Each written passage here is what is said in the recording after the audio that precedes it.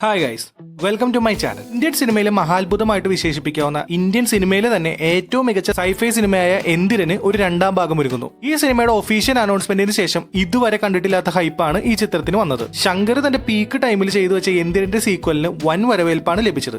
ഏറ്റവും കൂടുതൽ കളക്ഷൻ നേടിയ തമിഴ് സിനിമയായിട്ട് അക്കാലത്ത് 2.0 മാറി. തെലുങ്കിൽ നിന്ന് ബാഹുബലി 1ഉം 2ഉം വന്ന് റെക്കോർഡ് കളക്ഷനായിട്ട് ബോക്സ് ഓഫീസ് തൂത്തുവാരി പോയപ്പോ ശങ്കർ തമിഴിൽ ഇറക്കിയ ഒരു വജ്രായുധമായിരുന്നു 2.0. ഈ സിനിമയുടെ കാസ്റ്റിംഗിൽ തന്നെ ഒരുപാട് റൂമേഴ്സ് വന്നിരുന്നു.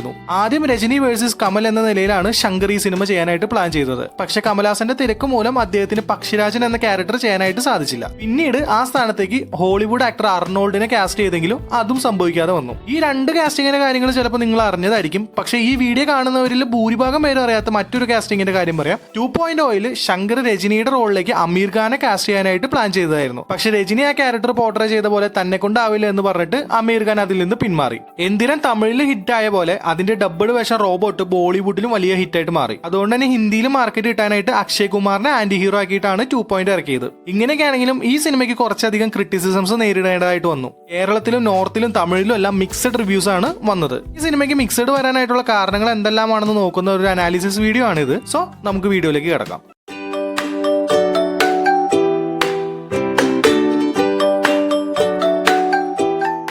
ഈ അനാലിസിസ് വീഡിയോയിൽ ഞാൻ പറയുന്നതെല്ലാം എന്റെ മാത്രം അഭിപ്രായങ്ങളാണ്. സോ ആ സെൻസിൽ എടുക്കുക. എന്തിരന്റെ സീക്വൽ ആയതിനാൽ ഞാൻ മുന്നേ പറഞ്ഞ പോലെ ഹൈപ്പൊക്കെ വാനോളായിരുന്നു. സിനിമയുടെ പ്രൊമോഷൻസും മാർക്കറ്റിംഗും ഒക്കെ അങ്ങനെ തന്നെയായിരുന്നു. ICC ക്രിക്കറ്റ് മാച്ചിൽ തേർഡ് അമ്പയർ ഡിസിഷനിൽ 2.0 ക്യാരക്ടേഴ്സിനെയൊക്കെ കാണിച്ചിട്ടാണ് ഔട്ട് നോട്ട് ഔട്ട് ഒക്കെ പറഞ്ഞിരുന്നത്. ഈ സിനിമയുടെ ഒഫീഷ്യൽ ട്രെയിലർ ഇറങ്ങുന്നതിന് മുന്നേ തന്നെ 2.0യുടെ ട്രെയിലർ ലീക്ക് ആയിരുന്നു. അന്ന് ആ ലീക്കായ ട്രെയിലർ കണ്ടതോടെ പടത്തിന്റെ ഹൈപ്പ് വീണ്ടും കൂടി. അത്ര കിടലനായിരുന്നു അതിലെ വിഷ്വൽസ്. എന്നാൽ ഈ ഹൈപ്പ് ഒരു വിനയായിട്ട് മാറി എന്ന് വേണമെങ്കിൽ പറയാം. ഈ സിനിമയുടെ കഥ നെഗറ്റീവ് എനർജി, പോസിറ്റീവ് എനർജി എന്നൊക്കെ സയന്റിഫിക് എക്സ്പ്ലനേഷൻ ഒക്കെ കൊടുത്തെങ്കിലും സാധാരണ പ്രേക്ഷകൻ ഒരു പ്രേതം കഥ അല്ലെങ്കിൽ ഒരു ആത്മാവിന്റെ കഥ എന്ന രീതിയിലാണ് എടുത്തത്. അതിനാൽ തന്നെ 2.0ക്ക് ഒരുപാട് നെഗറ്റീവ് റിവ്യൂസ് വന്നിരുന്നു. ഈ സിനിമയിലെ VFX വർക്ക് ടോപ്പ് നോച്ച് ആയിരുന്നു. ശങ്കറിന്റെ കൺസെപ്റ്റും ഇമാജിനേഷനും എല്ലാം വളരെ ഹൈ ആയിരുന്നു. ആ ഫോണുകൾ റോഡ് പോലെയായിട്ട് ഒരാളെ കൊല്ലുന്നതും ഫോണുകൾ കൂടി ചേർന്ന് പരുന്തായിട്ട് മാറുന്നതൊക്കെ പൊളിയായിരുന്നു. ഇതിലെ VFX ഇന്ത്യൻ സിനിമയിലെ തന്നെ ഏറ്റവും മികച്ച VFX ആണ്. ബാഹുബലിയേക്കാളും മുകളിൽ VFX വന്ന ഒരു സിനിമയായിരുന്നു 2.0. ആന്റി ഹീറോ ആയിട്ട് വന്ന പക്ഷിരാജിന്റെ ബാക്ക് സ്റ്റോറി ഈ ലോകത്തിന് കൊടുക്കുന്ന ഒരു നല്ല മെസ്സേജ് ആയിരുന്നു. കൺസെപ്റ്റ് വെച്ച് നോക്കുമ്പോൾ രാജൻ ആക്ച്വലി ഒരു ഹീറോയ്ക്ക് തുല്യമായിരുന്നു. ഒരു വില്ലൻ എന്നതിലുപരി അയാളുടെ ജീവിതം ലോകത്തിനുള്ള ഒരു മെസ്സേജ് ആയിട്ടായിരുന്നു എനിക്ക് ഫീൽ ചെയ്തത്. മാത്രമല്ല വരും കാലങ്ങളിൽ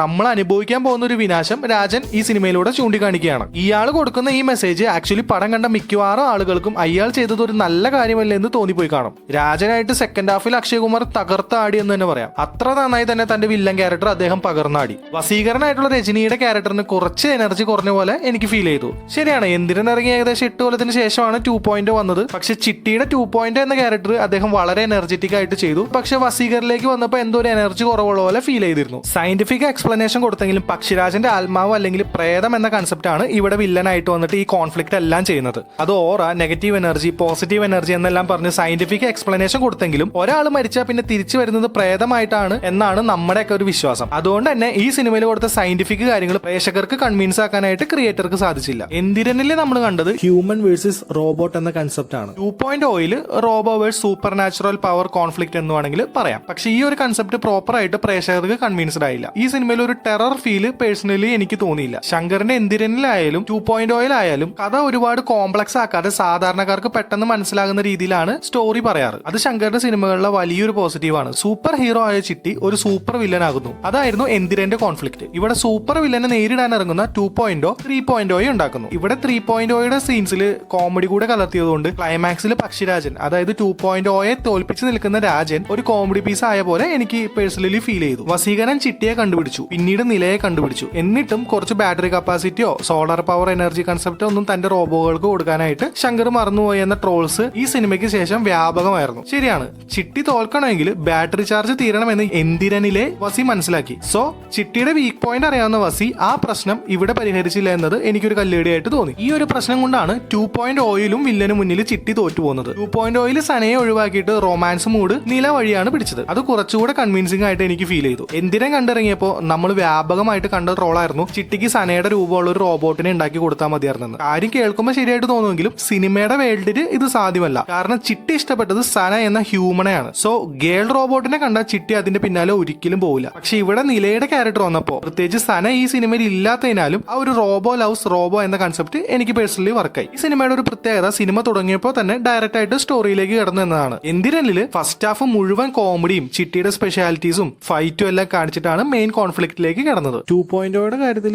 ഇന്റർവെല്ലിന് ഒരു പഞ്ച് ഉണ്ടായിരുന്നില്ല. ഇന്റർവെൽ കഴിഞ്ഞ് ഞാൻ പുറത്തിറങ്ങിയപ്പോൾ പക്ഷിരാജന്റെ ബാക്ക് സ്റ്റോറിനെ പറ്റി എനിക്ക് കുറെ ഇമാജിനേഷൻ ഉണ്ടായിരുന്നു. ഒരു പക്ക വില്ലൻ അല്ലെങ്കിൽ ഒരു പക്ക സൈക്കോ സയന്റിസ്റ്റ് ആയിരിക്കും പക്ഷിരാജൻ എന്നൊക്കെയാണ് ഞാൻ വിചാരിച്ചിരുന്നത്. അപ്പോഴാണ് ഒരു നല്ല മോട്ടീവുള്ള നല്ല ഇമോഷനുള്ള പക്ഷിരാജന്റെ ബാക്ക് സ്റ്റോറി വരുന്നത്. അത് ആ സിനിമയെ മുഴുവനായിട്ട് ഡൗൺഗ്രേഡ് ചെയ്തു എന്ന് തന്നെ പറയാം. ഈ സിനിമയുടെ ക്ലൈമാക്സ് ഒരു വലിയ ക്യാൻവാസിൽ തന്നെയായിരുന്നെങ്കിലും അവിടെ ചിട്ടിയുടെ ട്രാൻസ്ഫോർമേഷൻസ് പുതുമയുള്ളതായിരുന്നില്ല. കാരണം നമ്മൾ എന്തിരനിൽ കണ്ട ഏതാണ്ട് സെയിം ട്രാൻസ്ഫോർമേഷൻസ് തന്നെയായിരുന്നു ഇതിലും. ക്ലൈമാക്സിൽ പക്ഷിരാജൻ പലയിടത്തും പുതുമ കൊണ്ട് സ്കോർ ചെയ്ത പോലെ എനിക്ക് തോന്നി. ചിട്ടി തോക്കുമായിട്ട് കറങ്ങി ഷൂട്ട് ചെയ്തിട്ടും സ്റ്റേഡിയത്തിൽ ഒരു കാണിക്ക് പോലും ഗൺ ഷോട്ട് കിട്ടാത്തതെല്ലാം ഇല്ലോജിക്കലായിട്ട് തോന്നി. ക്ലൈമാക്സിൽ 3.0 എന്ന കുട്ടി വന്നപ്പോൾ കുറച്ചുകൂടെ മുന്നേ കുട്ടിയെ കൊണ്ടുവന്ന് കുട്ടിയുടെ പവേഴ്സ് ഒക്കെ ഒന്ന് കാണിച്ച് 2.0യും കുട്ടിയും കൂടെ ഒത്തുചേർന്നിട്ട് പക്ഷിരാജനെ ഇല്ലാതാക്കിയ കുറച്ചുകൂടി നന്നായനെ എന്ന് എനിക്ക് പേഴ്സണലി തോന്നി. കുട്ടിക്ക് കുറച്ചുകൂടെ സ്ക്രീൻ ടൈം ഉണ്ടായിരുന്നെങ്കിൽ എന്ന് എനിക്ക് തോന്നിപ്പോയി. ഇവിടെ ചിട്ടിയുടെ കംബാക്കും നീല റോബോയും പക്ഷിരാജനും കഴിഞ്ഞ ഏറ്റവും ഇമ്പാക്ട് ഉണ്ടാവേണ്ട ക്യാരക്ടർ ആയിരുന്നു കുട്ടി. അതായിരുന്നു ഈ സിനിമയിലെ ന്യൂ ഇൻവെൻഷൻ. പക്ഷെ ആ പുതിയ ഇൻവെൻഷന് സ്പേസ് കുറഞ്ഞ പോലെ എനിക്ക് ഫീൽ ചെയ്തു. ക്ലൈമാക്സ് സീക്വൻസ് ഏകദേശം 30 മിനിറ്റ് നീണ്ടു നിൽക്കുന്നതായിരുന്നു. അതിൽ 15 മിനിറ്റ് നമ്മൾ എന്തിരലിൽ കണ്ട പോലത്തെ ഫൈറ്റ്സ് ആയതിനാൽ അത് പലരെയും ബോറടിപ്പിച്ച് കാണും. ക്ലൈമാക്സ് സീക്വൻസ് നല്ല ലെങ്തി ആയിട്ടും ഫീൽ ചെയ്തു. പിന്നീട്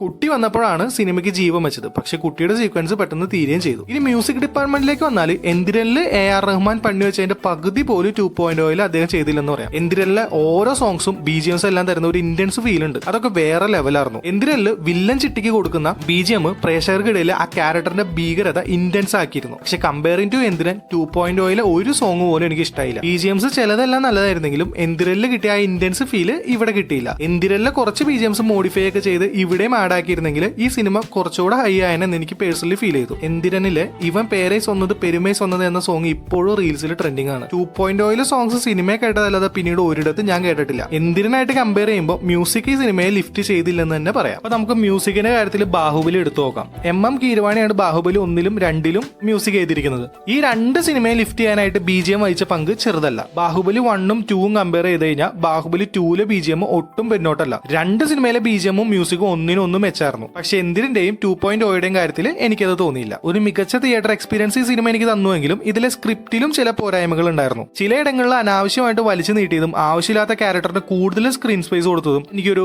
പോരായ്മയായിട്ട് ഫീൽ ചെയ്തു. മാത്രമല്ല വില്ലൻ അവതരിച്ചിട്ടും സിനിമയിലെ പവർഫുൾ ആയ ആ മെയിൻ ക്യാരക്ടറിന്റെ എൻട്രി വൈകി പോയതും അതുവരെ ഒട്ടും എനർജറ്റിക് അല്ലാത്ത വസീകരനെയും കമ്പാരിറ്റീവ്ലി പവർ കുറഞ്ഞ നിലയെയും വെച്ച് സിനിമ ഫസ്റ്റ് ഹാഫ് മുഴുവൻ ക്യാരി ചെയ്യാൻ നോക്കിയതും എല്ലാം സ്ക്രിപ്റ്റിൽ വന്ന പോരായ്മ തന്നെയാണ്. ശങ്കറിന്റെ കാര്യം പറയുമ്പോൾ പിന്നെ റൈറ്റർ സുജാത സാറിനെ മെൻഷൻ ചെയ്യേണ്ടതായിട്ടുണ്ട്. സുജാത സാറിന് നഷ്ടം ശങ്കറിന് വളരെ വലുതാണ്. ആ കോംബോയിൽ ഇറങ്ങിയ സിനിമകളാണ് ശങ്കറിന്റെ ഏറ്റവും വലിയ ഹിറ്റുകളായിട്ട് മാറിയത്. രാജമൗലിക്ക് അദ്ദേഹത്തിന്റെ അച്ഛൻ വിജയേന്ദ്ര പ്രസാദ് പോലെയാണ് ശങ്കറിന് സുജാത സാർ. പ്രേക്ഷകരുടെ പൾസ് അറിഞ്ഞ് എഴുതുന്ന രണ്ട് റൈറ്റേഴ്സ് ആണ് ഇവര്. ഒരു ഡയറക്ടറിന്റെ വിഷനും ഇമാജിനേഷനും അയാൾ മനസ്സിൽ കണ്ടതിലുപരി പേപ്പറിലേക്ക് പകർത്തി വെക്കുമ്പോഴാണ് ഒരു writer and director combo work ആവുന്നത്. എന്തൊക്കെ പോരായ്മകൾ ഉണ്ടെന്ന് പറഞ്ഞാലും ഇന്ത്യൻ സിനിമയ്ക്ക് അഭിമാനിക്കാനാവുന്ന ഒരു സിനിമ തന്നെയായിരുന്നു 2.0. ഇപ്പോഴും ഏറ്റവും കൂടുതൽ കളക്ഷൻ കിട്ടിയ സിനിമകളുടെ ലിസ്റ്റിൽ 2.0യുടെ പേരും ഉണ്ടാവും. സോ ഗൈസ്, ഞാനിവിടെ പറഞ്ഞ 2.0ക്ക് മിക്സഡ് റിവ്യൂസ് വരാൻ കാരണമായിട്ടുള്ള ചില പോയിന്റ്സിനെ പറ്റിയാണ്. ഈ വീഡിയോ ചെയ്തതിലൂടെ ഈ സിനിമ മോശമാണെന്ന് പറയാനായിട്ട് ഞാൻ ശ്രമിച്ചിട്ടില്ല. നിങ്ങളുടെ അഭിപ്രായത്തിൽ ഈ സിനിമയ്ക്ക് മിക്സഡ് റിവ്യൂസ് വരാനായിട്ട് കാരണമായിട്ടുള്ള പോയിന്റ്സ് ഒന്ന് കമന്റിൽ പറയാം. അപ്പോൾ അടുത്ത വീഡിയോ ആയിട്ട് കാണുന്നവരെ ബൈ.